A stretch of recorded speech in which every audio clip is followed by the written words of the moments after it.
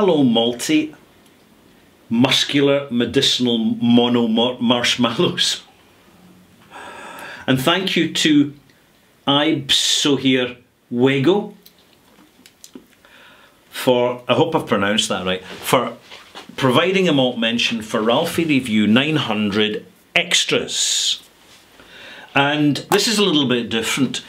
I'm going to give a personal overview and opinion on a side of the internet which very rarely gets mentioned in whisky talk, despite the fact that many computer programmers, professionals and computer geeks really enjoy whisky, and I know that for a fact, because I know.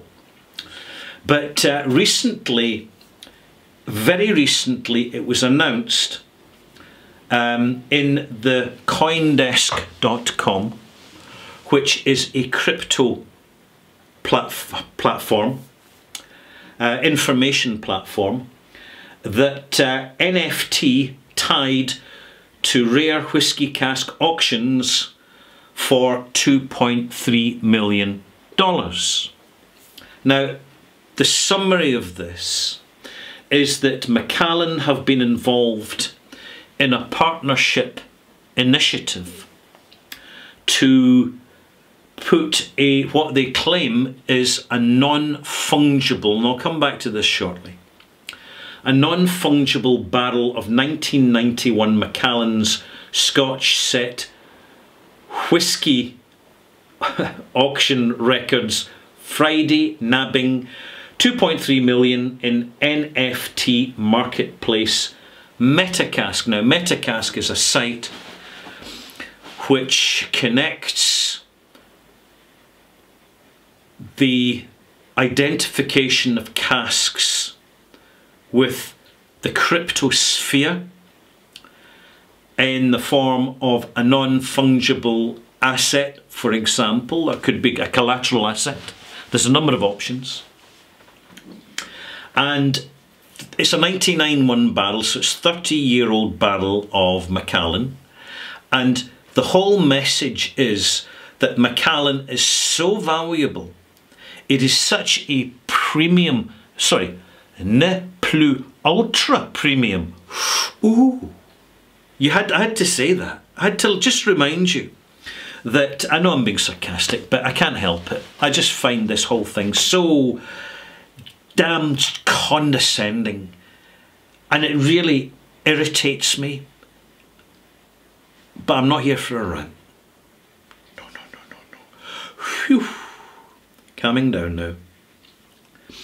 The implication is that a barrel of 30-year-old Macallan is worth $2.3 million by virtue of the fact that it has been packaged as an NFT, which is a non-fungible token.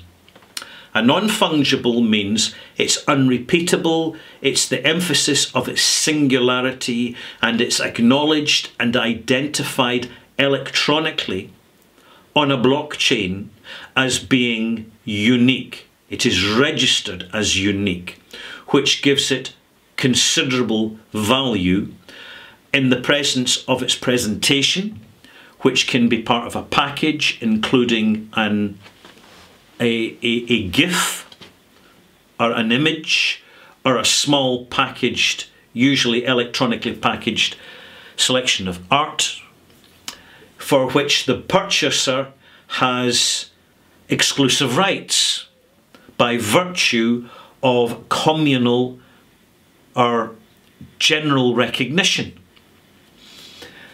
Now, not so long ago, Macallan sold a cask at Bonhams the auctioneers of their whisky for $574,000. Now, my first question is that cask the original cask that the Macallan has been matured in? Because after 30 years in the cask, with Angel's share along the way, and some ambient evaporation, and perhaps a leak or two. Just needs a tiny leak. That cask may only hold 20% of its original content. It's highly unlikely that the people buying these and buying into these know much about casks. They're buying the name, the Macallan name, which will be very clearly stencilled in the cask and perhaps artificially aged to look the part, because there's nothing illegal about that. It's all part of the presentation, and hey, presentation's an important part of the perception. And Macallan are increasingly committing themselves to this $2.3 million. Now, is that American US dollars or is that crypto dollars? Is that futures? What is it? You get this very generalised message from a reporter on this who's done a wonderful job, except that Scotch whisky is not spelt with an E, that's Irish whisky spelt with an E, so whoopsie. If the writer of this article knew about whisky, they'd have picked up on that. But hey, they've got a job to do, no worries.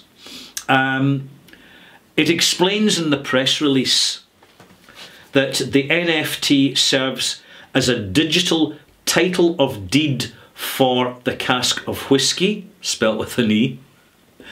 It was minted on the Ethereum blockchain. Right, I'll come back to blockchains shortly. Ethereum, oh, it's very fashion. It's now looking a bit old-fashioned, but I mean, I do actually trade a small amount of crypto because it's quite entertaining and it helps you understand, by being active in it, it helps you understand how it works. So it's going to be very significant in the near future, so I'd like to have familiarity with it, even though I'm not heavily invested in it. I'll come back to that shortly. NFT sales have become increasingly mainstream and popular during the pandemic.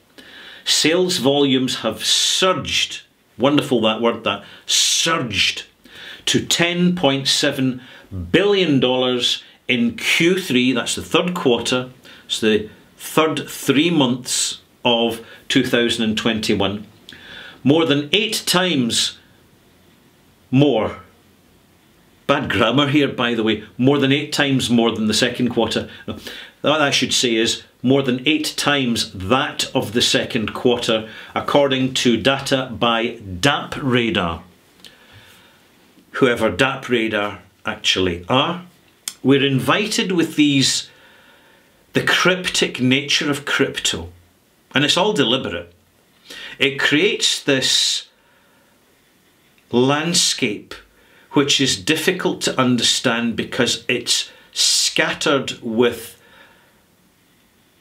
symbolic names, and the clues in the symbolism, even the names are shortened when you're trading, so that you've got to recognise the symbol. And every single cryptocurrency has its own individual symbol. It's full of symbolism. The whole thing, by the way, is really profoundly occult. But very few people see that. You've got to study the occult dispassionately to understand this. And it's fascinating that this is yet another sign that Macallan are trying to excel their previous superlatives. And hopefully the halo effect will enhance the desirability and importantly maintain the current desirability of their brand, despite the fact that they occasionally make really bad whiskey. And 12 years ago, I think it was 14 years ago now, I bought a bottle of 15-year-old Macallan Fine Oak. And it was very poor indeed. It was so poor that even now I would not review it for you. It was that bad. Then we had a release of non-age statement Macallans bottled at 40%, clearly chill filtered. And this throws something immediately into focus, because the specialist whisky consuming market has moved on from Macallan. Macallan's gone in its own direction and is no longer taken seriously by experienced whisky drinkers. Why am I saying something so controversial as that? Why am I even saying that? Isn't that shocking? Yeah, you're shocked. But I can easily explain this, because if Macallan was still relevant, it would have appeared in the shortlist of the Online Scotch Whisky Awards 2021. And it's rarely been mentioned, even in submissions prior to the shortlist. It's hardly mentioned at all. It's very rarely a brand which I'm seeing promoted and endorsed in online conversation, and my goodness, it's very easy to harvest what's going on there with your analytics. So on to non-fungible tokens. Non-fungible tokens, and I'm going to read off what I'm getting here, just to give you more of a context here. A non-fungible token is a unique and non-interchangeable unit of data. In other words, it's simply an electronic signal stored. That's all a non-fungible token is. In other words, it barely exists in real life. And it's represented, and it can be used to represent easily reproducible items such as photos, videos, audios, GIFs, digital files and other items. And with the use of blockchain technology, it can be affirmed and endorsed that a particular version of an identity can be validated as the authentic original. And if this is agreed mutually, then it becomes the authentic original. And a new generation of investors are going out and spending billions because of the fast money, of the electronic money, of air money, of Ponzi money. They're buying out, and therefore they're suggesting that the value can only go up. So what you have is an electronic version of fine art, where Macallan wants to be a Mona Lisa. It's as simple as that. Now the problem is, you go online and you do a search for how many blockchains are there, and you'll be struggling to get an answer. Everybody just assumes, without thinking about it, that there's one blockchain, one standard recognized blockchain. But when you do your search online, the answer you will get to how many blockchains exist are, first answer you'll get, at least 4 types of blockchain networks.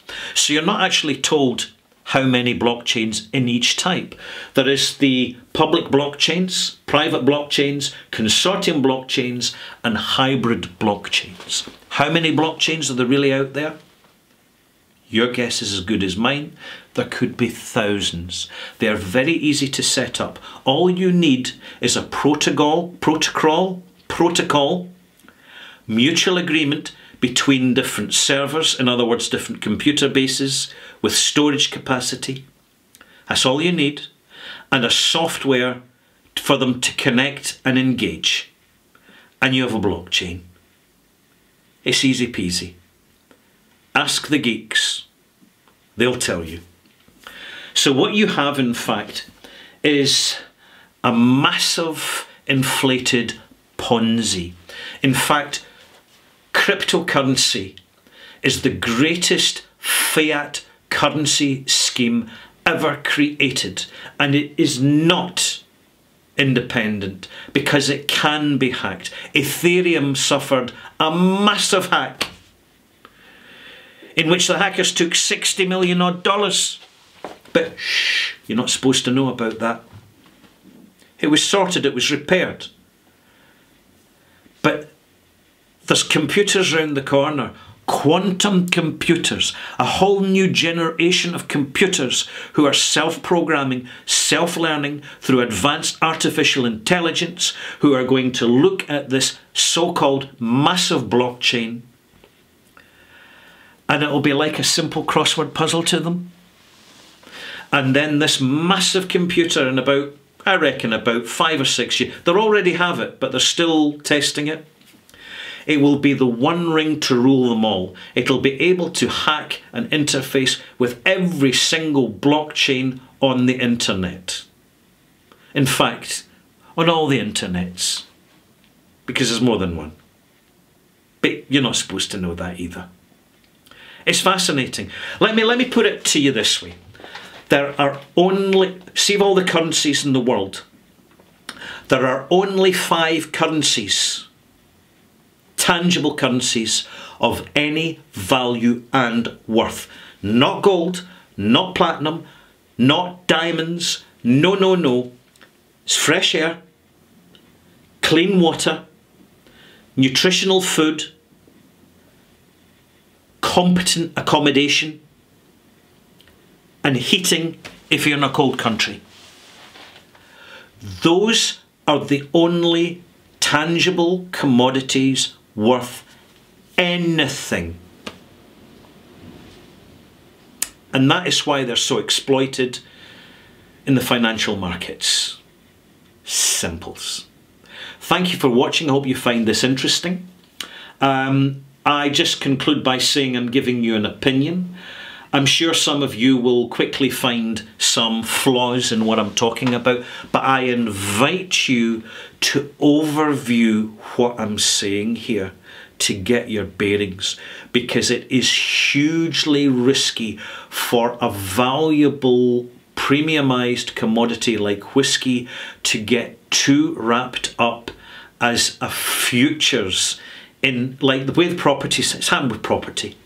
Because it creates artificial bubbles which, when they burst, can wipe out the original valuable shared appreciated commodity, and in this case it's whiskey.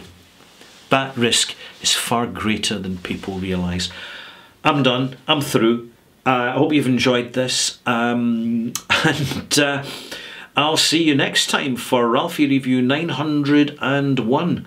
Meanwhile, if you want to find this article that a few folk have actually pointed me in its direction. See, this is how quick news travels on the internet.